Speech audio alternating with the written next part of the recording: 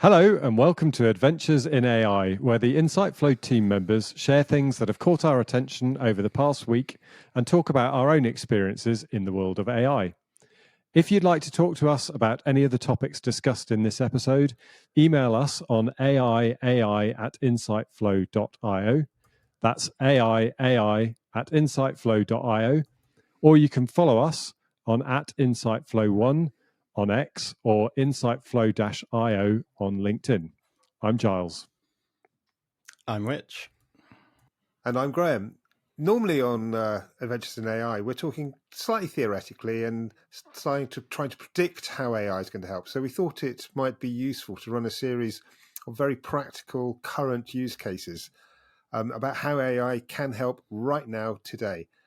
And to start with, it's about report writing. That bane of many people's lives in business. We think we can help. Rich, you have some thoughts? Yeah, so I think report writing is something that a lot of us do, or perhaps we do in slightly different forms, but in terms of maybe you're writing blogs or articles or even something that every single one of us has probably done, writing your own CV. I think that actually the same concepts of what you're doing boil down for report writing. And for me, the problems that I faced with report writing, it's quite often a time-consuming process of kind of gathering data, analyzing information, and synthesizing it into kind of well-structured narratives for an audience. So there's the time-consuming part, and I've personally find a lot of that process can be quite tedious as well. Like it's great to get to the end result, the kind of the aha moment of the result of your analysis, but actually getting there can be a little bit boring sometimes. And quite often what you see with reports is all of your hard work, and that can be weeks if it's a project that's boiled down to, realistically speaking, sometimes just an executive summary if we're thinking about the actual parts that people are going to read. And the trouble with getting to that point is you can't write that amazing one-pager without doing all those weeks of work or however long it takes beforehand. So it's very difficult, or traditionally it's been very difficult to shortcut the process, because you can't shortcut it by missing work out, which means the shortcuts that you can do are kind of limited to process shortcuts. And traditionally that's going to be things like just reusing your report templates or maybe giving your data analysis to the Excel whiz in terms of doing the same processes faster. And what we're seeing with AI is it's one of the biggest, or arguably the biggest, process shortcut that we've ever seen. And it can shortcut throughout the whole report writing process. So all the way from that kind of research phase to the editing to the end, or the executive summary as well. And as I go through this process of how I would use AI to write a report, I think what you'll notice is we're not really deviating from how most humans would write reports.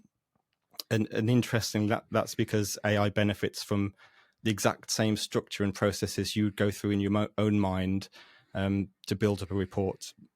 The only difference is that although we're going through the same process, AI is doing many of the tasks for you. So it's saving time, and in my case, saving a lot of the tedium as well.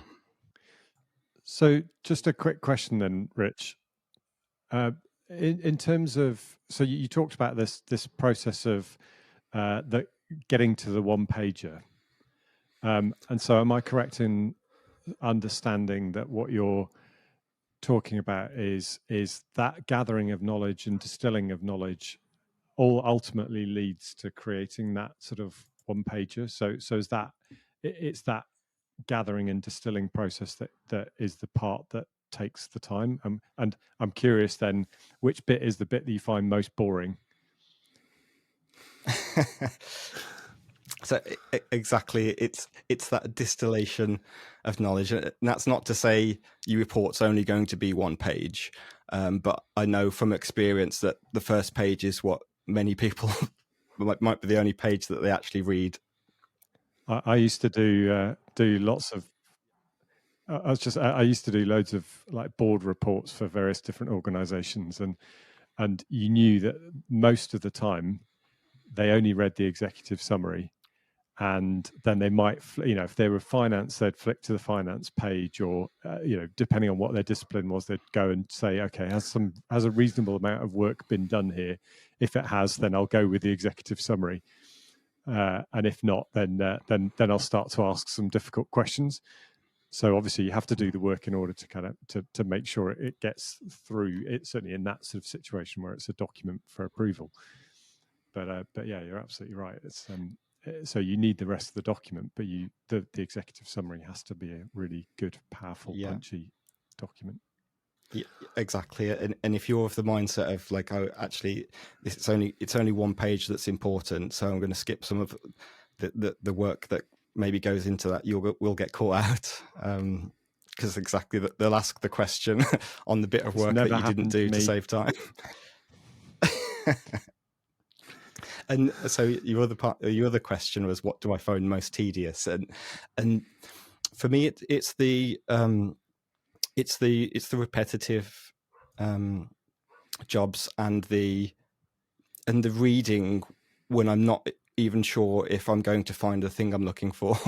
And so a lot of my research would be kind of I'd be looking at market reports that have been produced, and you can quite often you can't quite get the exact market report of the market that you're looking at, because it can be every company thinks they operate in a specific niche, and they do to some degree.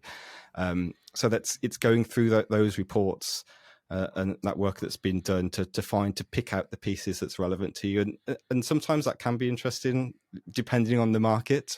But sometimes if you're I don't know, looking at VoIP, the VoIP reseller market for Europe, that might not be quite as interesting as I've worked on. I think I worked on the UK ice cream market, which was a lot more interesting. Did you do any field research for that one? Unfortunately not, no. When we're thinking about actually how are we going to change things in order to use AI to create reports, I think it's first thinking about what your role is in this, in the report building process, and using AI. It's very much like moving up the career path. So if you think of a standard consulting firm, how they might operate is interns or newer people do a lot of the work. Then you've got the team lead that does reviewing of possibly all the different sections, and you've got the maybe partner level that does the high level review. And if you start using AI now, then I'd say congratulations, because you've just got a promotion, because you're moving up that ladder in terms of how the report is processed into more of a reviewing role rather than a doing role. And one of my absolute favorite things to do with AI, and at the extreme end you can do this with report writing, it's automation. So it's those reports where they're regular, maybe weekly, or even just kind of project end reports that you can automate to varying different degrees, up to the point of that kind of ultimate chef's kiss moment where you reduce your report writing down to the click of a button.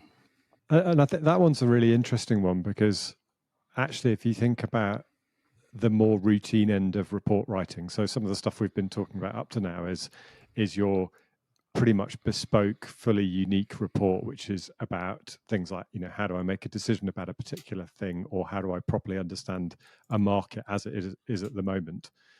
But actually, things like an end of project report, or kickoff report, or there's a range of things where, or even actually an example that we've come across is a sort of pre-sales report for a tax advisory service, for example, where they're going, well, actually, often they're having to do all the work around understanding what the problem is before they get a paid project to actually do the work. And the majority of the work is pre-sales rather than post. So actually, the more you can automate those kind of routine report writing tasks, the more profitable your business can become, and and obviously the more time you have available to focus on other things or scale the business and do more. So I think that's a really important point, and that understanding, I suppose, or I'd be interested in your thoughts on how well AI can deal with both ends of the spectrum. So at the one end, the highly bespoke, and at the other end, the routine. Yeah, so I've written reports in the past that's literally just been, say, a weekly board update, and it's plugged in this week's numbers or this month's numbers plus add a paragraph, and that's something that AI can do really well. And so one of the issues is if you just plugging in new numbers every week, sometimes, and I've seen this from my own work and also from other people's reports, after a certain amount of time, you can maybe get a little bit complacent and lazy and forget that, oh, actually this paragraph's a bit different now, because we've moved on, and AI will be really good at that. Speak for yourself. Once again, that's never happened to me. And interestingly, if you're thinking about how good AI is at both ends of the spectrum, I think the process is actually very similar, and one which I'll go through in terms of, because if we're talking about the setup and templating of a board report where I just need to update all the numbers and write one paragraph at the start, that's very obvious in terms of I need to feed a template into the AI, and it fills in the blanks. But if you go into the other end of the spectrum, of creating a more bespoke report of, oh, should I release this product in this region, for example? So it's a lot more open ended. I think it's still good to start at that templating stage, and even if it's not a case of fill in the blanks, it's actually my report's going to look like this. It's going to have an executive summary at the start. It's going to have a market section, competitors. It's going to have a section with interviews on what people think of the product. And you're going to have metadata, what I like to call report metadata around that as well, in terms of the style, the purpose, and the audience as well. So you're going to have those. It's just that it's a little bit more of an open-ended template than you'd use for just kind of fill the blank one. And so one question that comes out of that then is the steps that you go through, or actually probably a better way of describing it is the user experience for the person that's using this tool. I know a lot of people, when they're thinking about AI, think, oh, it's just a magic button that you push. And it sounds from what you're saying that actually it's not so much a magic button you push as either a conversation or a specific set of information that it needs in order to then push the magic button. Yeah, exactly. So in terms of getting to that, I guess, magic button moment, the setup's really important, and if you've been given, say, a project that so are you going to release this product in this region? Sometimes you might not have a lot more than that brief, and you can use the AI to have a conversation with it to help it set up its own instructions, and kind of once you've got there, in terms of what does that mean practically, is as in how would I then use those instructions to feed into my AI? I think there are a few different ways you can do it depending on your level of competence with AI, and I think at a very simple level, if you're just using, say, web chat AI, at the start of your conversation, either have that conversation with it about if to build up a brief together if you need to, or if you've done your brief separately, just paste that brief into the chat window, or upload it as a document is probably the better option, so it can always refer to it again, and that way you're helping to seed all of the further conversation that you're going to have with it with that brief. So that's the kind of the very basic level. And I guess the more advanced levels, that things that we're working on at InsightFlow, it's having that knowledge base in terms of a brief and a set of instructions and style, purpose, audience, all of those things that are going to be fed into the AI and the chat with you whenever it needs to. So, for example, if you make a request of it okay, now I'm ready for you to write the executive summary, we would feed in, okay, just to remind the AI, this is the audience, this is the style, these are the things that you need to talk about within an executive summary for this person. That makes complete sense. Cool. So that's the I guess setup and templating, and so funnily enough, this is potentially the only area where you might spend more time doing it with an AI, or so doing it with an AI-based report writing process rather than kind of doing it yourself, because I still think you need to go through those very human processes of thinking about what you need to include in the report and how to go about it. But you need to set up the AI so that the AI also knows those things. And there's certain things that I mentioned previously, what I kind of call the metadata around the report in terms of style, purpose, audience, that if you're working at, say, a consulting firm, a lot of people just inherently know that. You don't need to tell everybody what the audience is because they know what the client is, what the client does, and what the client wants. And you need to be very specific about those things for the AI. I think it's I step in there because I know that I know I'll step in there. I know that what you said is true, but I would argue it. And every time I've ever come across that thinking, I've always argued it because I've always felt that going through a formal content design process, which reestablishes who the audience are, what the needs are, what you want them to do, having read or consumed the content you're creating, etc., is a really useful exercise.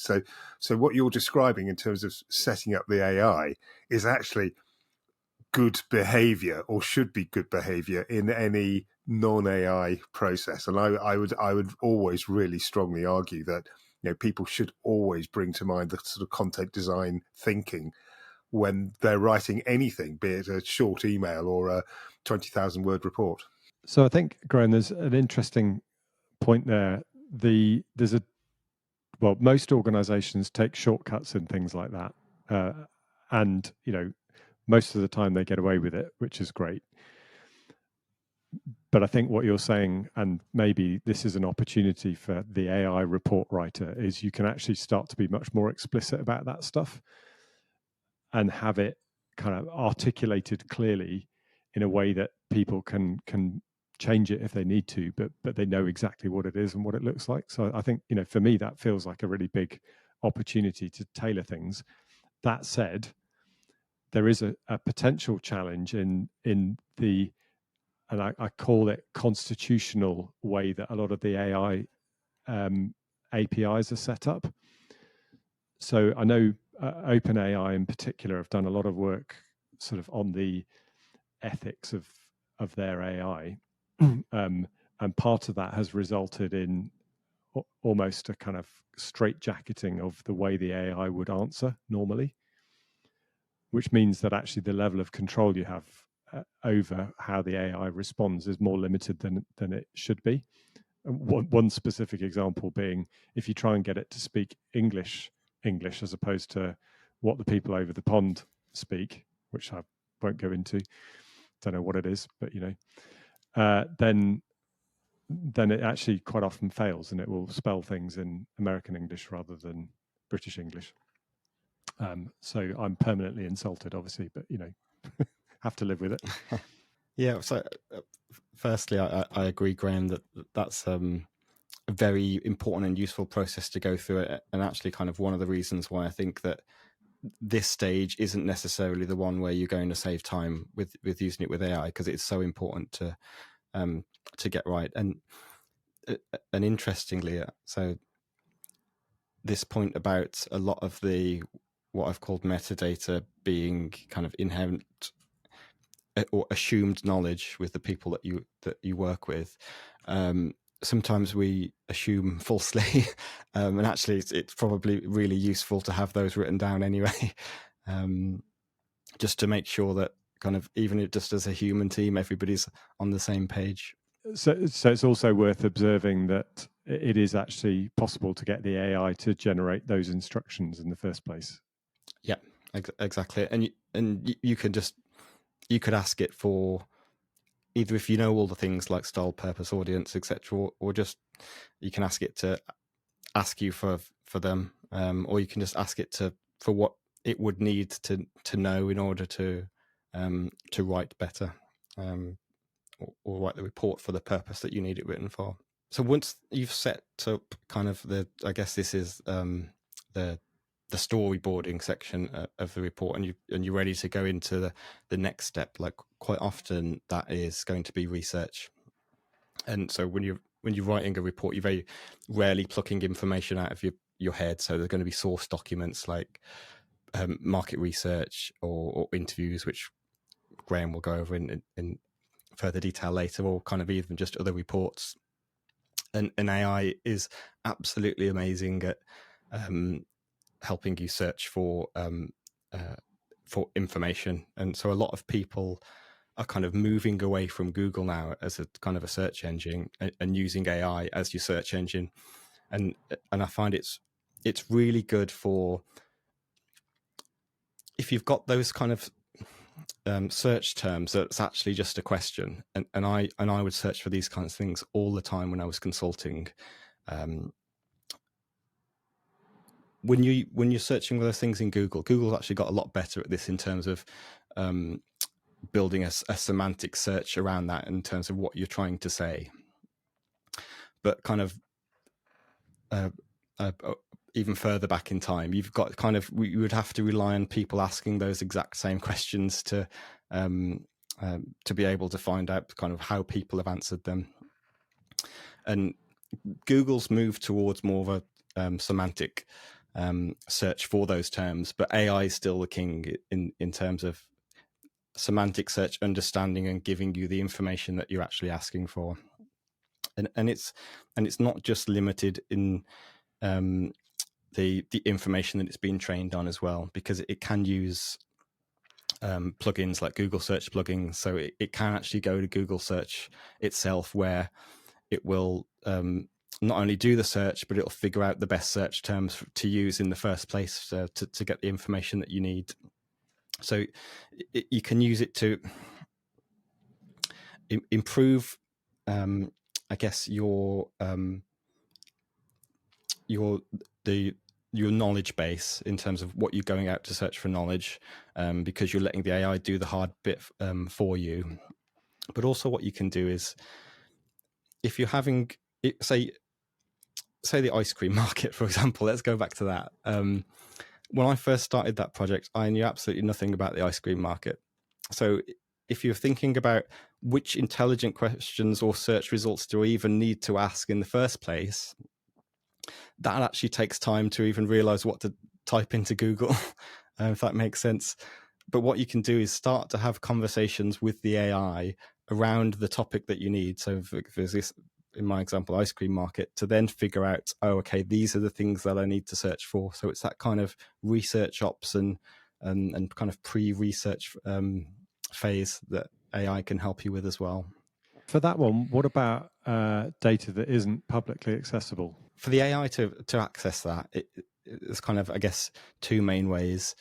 Either you as a human have fed it that either directly, or as an organization, you have set up your AI assistants in such a way that they can access kind of pools of your company information. So even if the user hasn't directly plugged it in, it's got that private source of information that it can go into and look. And I know that's actually like quite a lot of the features that you've been setting up recently with InsightFlow in terms of how we search across what we call spaces. But are you suggesting that I had a hidden agenda when I asked the question? Exactly. It's probably better look if I at let the you things explain. I've been building. Either you can get back information from search kind of semantically, kind of chunks of information. So just think of them perhaps as paragraphs, but they're called kind of embeddings, as to things that would be relevant to your search term. And so if you've got the time and the expertise to set up your company information in this way, it's actually a really, really quick way to be able to use and kind of reuse previous information and knowledge that you've created, which we know at Insightflow, like a lot of companies struggle with. Definitely. So you've got this information, say from, you've uploaded some directly, you've got some from your company database, and you've used AI to go and help you search on Google to find you a few market reports. What AI can then do is, and what AI excels at, is analyzing large amounts of text. And this is one of the things that I said at the start. I can potentially find very tedious depending on the things that I'm looking at or how closely the report is to the thing that I'm looking for.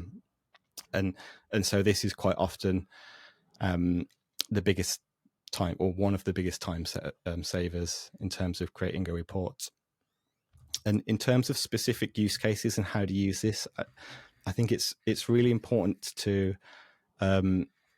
first, if I give you an explanation of how AI would go about summarizing information from a large data set, or kind of answering a question for you on a large data set, and how it works. So say, for example, if I've uploaded a 20-page document to the AI, and then I just say, please summarize this.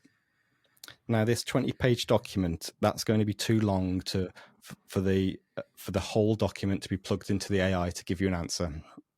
And so what AI models do, and similar to the ones that we're building, they present the question to the AI. So the question in this case would be please summarize this, and then it would use a semantic-based search to send chunks of information alongside that request that would help it to answer it. So from that 20-page document, maybe you'd get 500 words alongside the question, please summarize this, and the AI would do its best to summarize based on those 500 words.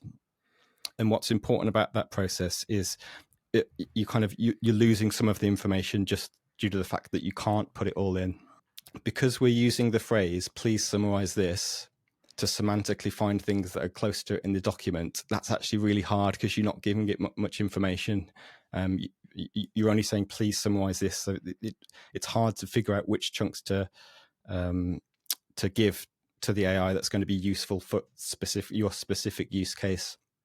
So you want to think about changes to how you're wording that, or changes to kind of how you're building in that kind of brief building. So that briefing and templating into all of your processes. So instead of it saying, please summarize this, you should, if you're doing it by a web chat, for example, type, I would like this summarized.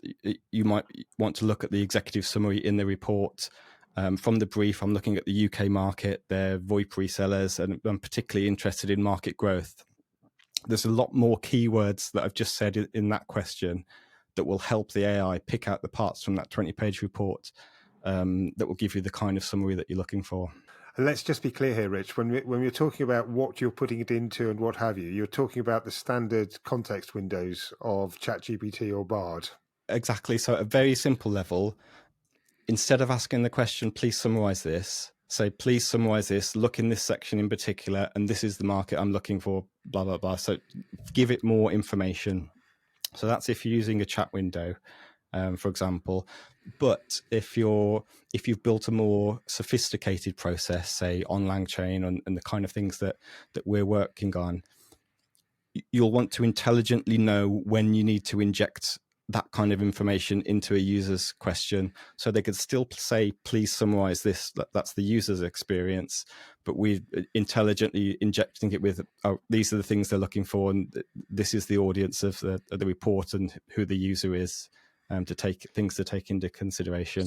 It's also worth saying that there are some processes within LangChain, for example, where they call it a map produce, but essentially it just chunks up that job of taking a 20-page document and summarizing it down. And essentially, in very simple terms, it's kind of like saying, I'm going to go page by page and summarize each page, and then summarize the summaries of each page.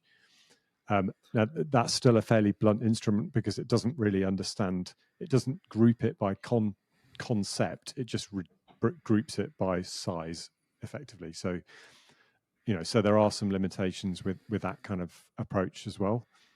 But that can be quite effective, for a basic level of summary.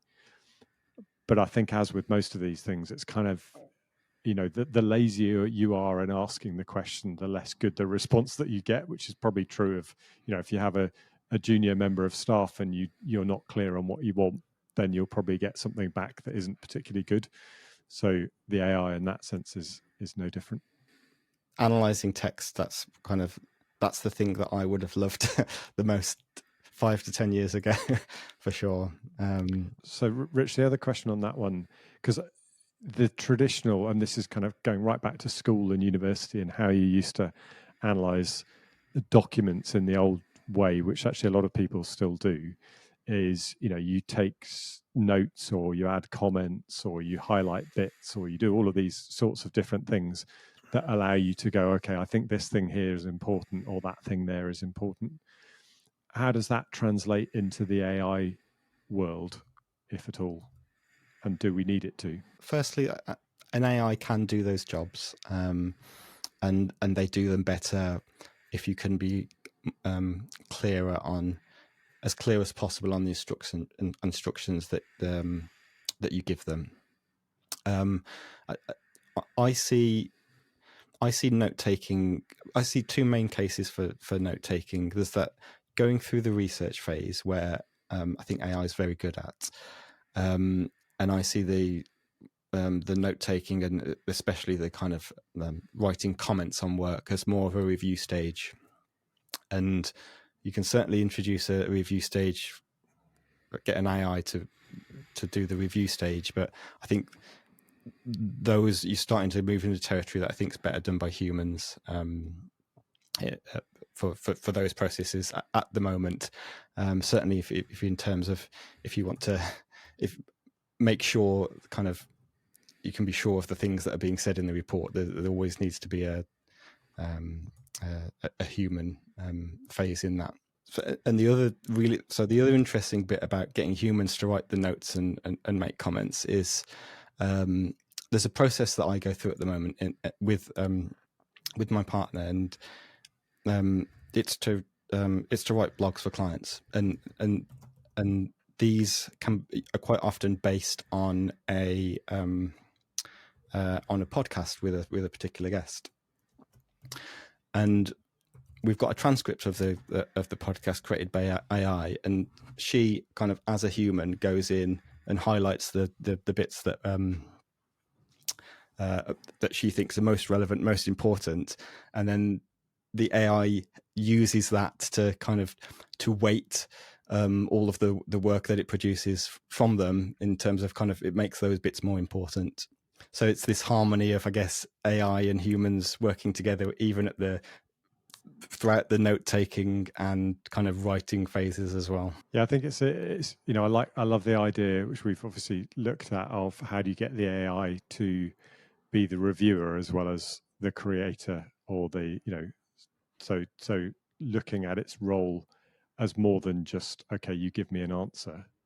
And again, for me, it comes back to this idea that people sort of have a general expectation that the computer will give you something and it'll be right. But actually, if you ask the same AI to review what it's written, it will quite often go, yeah, that's wrong, and here's why.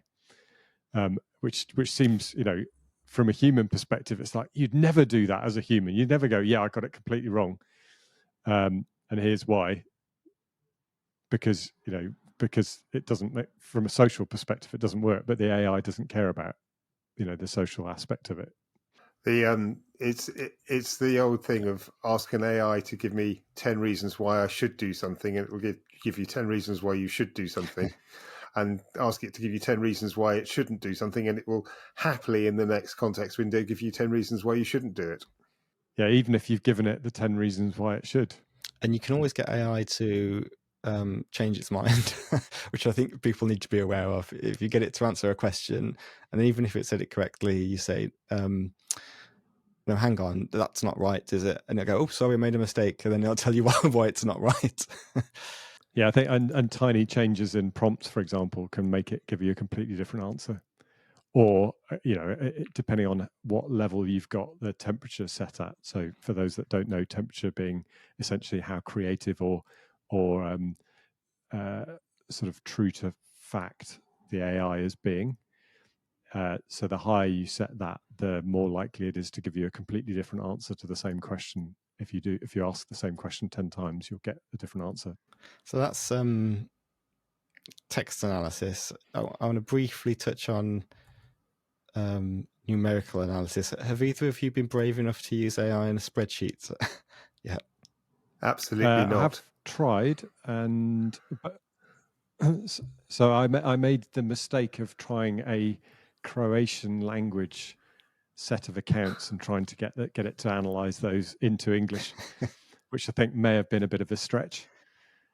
But I think you need the code interpreter actually to do it properly. Yeah, what I found is it's good for plucking out numbers from tables and things, and doing very, very basic maths. It's done. I've kind of given it a maths test, probably like I don't know, year 3 SATs test or whatever, and it can do basic addition, but I wouldn't trust it to actually be doing the formulas, say in the spreadsheet behind those numbers. So it'll pluck out a total for me, okay, which can save a lot of time, obviously. But yeah, I wouldn't say it's at the point where it can be crunching the numbers for you at the same time. Everybody's a maths nerd critic. At least Rich knows what he was talking about. If I tried to give it a maths test, it would, I'd go, "Oh yeah, you're brilliant. You know more than I do."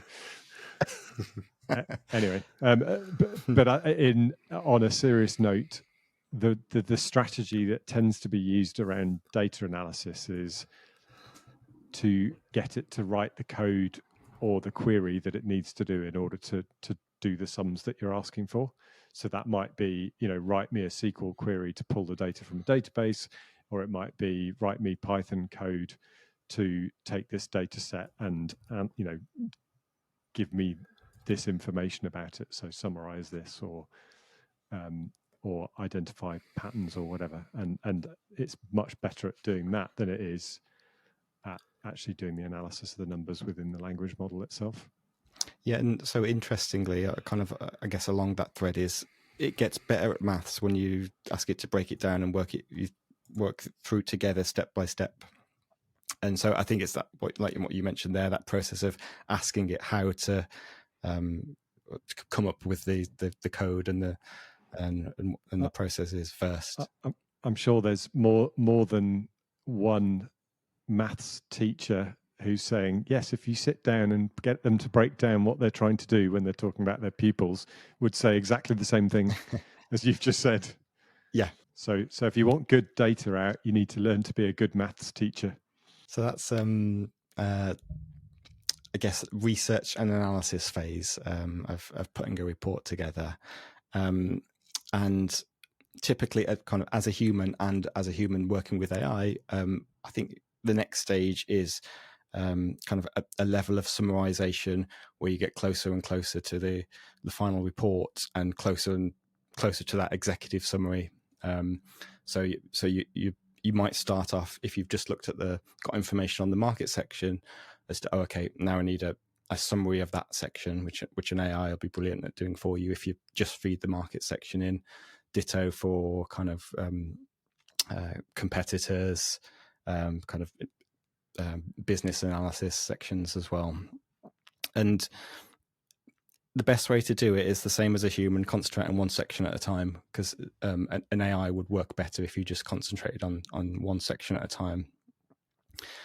And once you've got those summaries of those sections, as a human, I'd use those to build my executive summary. And that's exactly the same as what you should be doing with AI. It's that kind of nested tier of summaries until you get to the highest level. An AI is going to work best like that. If you're down to the process of, if you're asking it in a chat window, that's the way that you should go through it. You could even have a separate chat window for each of the sections, or you could go the more integrated approach that we're looking at is actually when a user starts to ask that question, I need to build a report and this is what I need to do, those jobs all get sent to different, what we call AI digital assistants. So the analysis questions will go to the analyst, the market research ones will go to the researcher, so that they can stay and kind of be very specific about those more granular tasks. So, Rich, you're talking there about the various assistants. Are these types of assistants readily available for people who are just using the chat interface or Bard or whatever? No, with a slight caveat of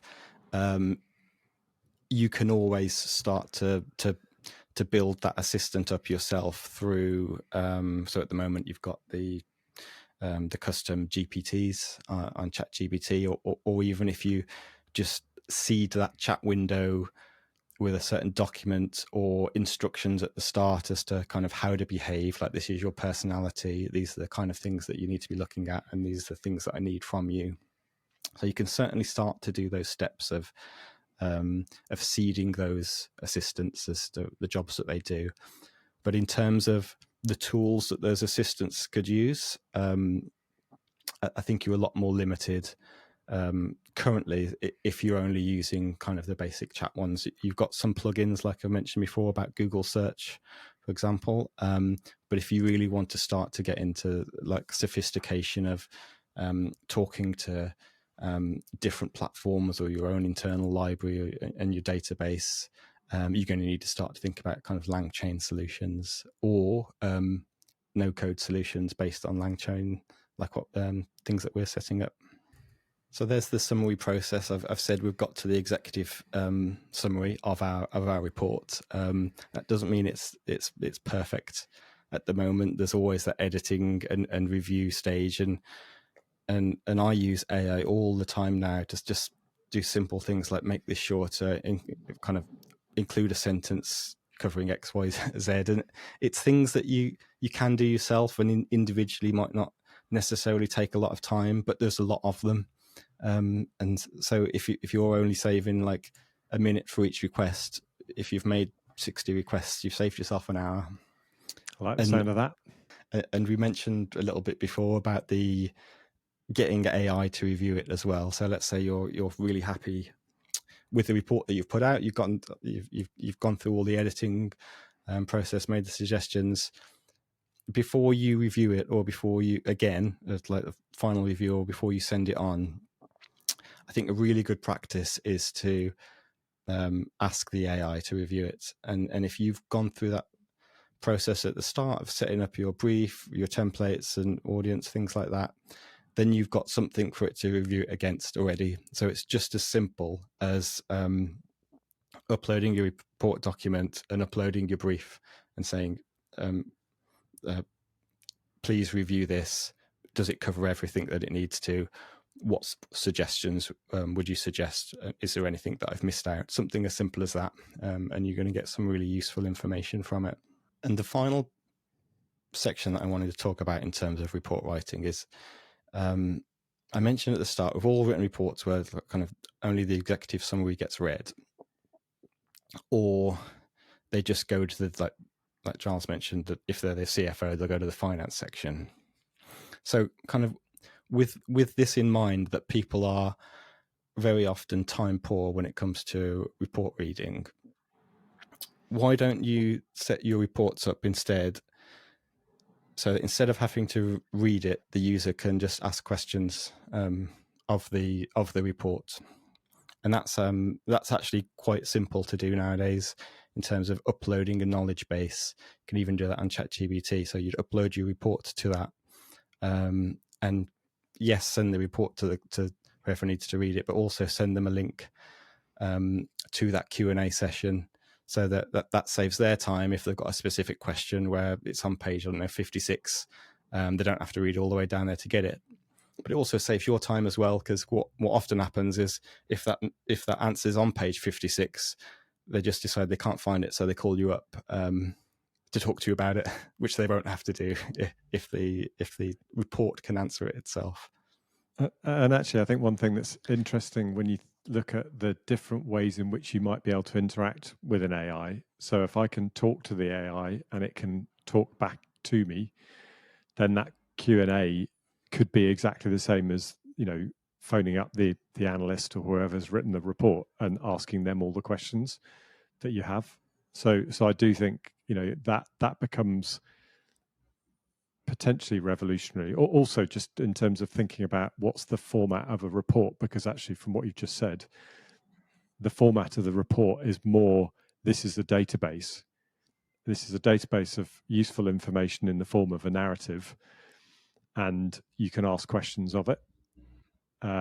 And that starts to, that's where, to my mind, we start moving away from documents as store of knowledge to knowledge bases as store of knowledge properly, because the interface to them has changed completely. So I think that has the potential to be quite revolutionary, I think.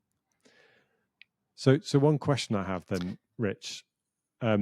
So we've talked through what sounds, if I were listening to this, I'd be thinking, God, there's a lot of steps in there, and that sounds like it's a really complicated process, and it sounds like it's going to take ages. So I'm curious, from your experience, how much time are you saving in generating reports by using this? Yeah, so I've gone through kind of quite a granular structure there. But my argument is, if you're writing a report well, you're doing them all anyway. And you shouldn't be skipping any of those phases. So if you're doing it anyway, why not use an AI to do them? And it can be as simple as just having a window open somewhere that you can always go into and out of different sections throughout that report writing process. And what I found, it saves me literally hours, if not days of time, especially along the lines of the text analysis. There's so much more text that I can analyze in such a small amount of time. And then that wordsmithing and editing at the end, that saves me hours in particular as well, because the AI does all the little tweaks for me. And what you can, or you can do it in ChatGPT with custom instructions. You can start to build up a picture in the AI's mind of how you write and what the kind of phrases and terms that you would use, and the AI can start to replicate you as well. So I suppose the other point you're making there is that it's about quality as well as just time. So you're able to do more research than you might otherwise be able to do. Exactly. So if before I could only physically read 10 market reports, I could analyze 50, probably 100 with AI or more. Yeah, it's really that exponential increase in your productivity. And so my philosophy now, I think when doing content creation, and this is taken from the American version of The Office, where Kevin, after speaking to I think his South American mechanic in perfectly understandable but broken English, realizes that lots of words are redundant, and so he says, "Why say lot word when a few word do trick?" So my philosophy now is, why do lot work when few work do trick? Because you're getting the same result. Or also known as work smarter. Exactly. So thanks, Rich, for walking us through that example of how AI can help us with writing a report. I think, for me, it's been really interesting, not only in terms of actually properly forensically examining the process that we should go through when writing a report and often don't. And actually, AI gives us the opportunity, I think, to follow that process more diligently and do the steps, but just at a much, much faster pace. And I think, for me, it's really exciting, the different ways in which you can use it to help you along that process. I think one of the things I'm really looking forward to is seeing how over the next few years we can lean more heavily on AI for the whole end-to-end process. But I think for now, even if you take what we can do right now, as you've just talked it through, there's a massive opportunity for organizations to save a huge amount of time, and with the outcome, I guess, that they're not only the people doing the reports take less time doing it, but also the decisions that they make off the back of that information are better because they can interact with the information in a better way. So it feels really exciting to me. So thank you very much for that. I've been Giles. I've been Graham. And I've been Rich.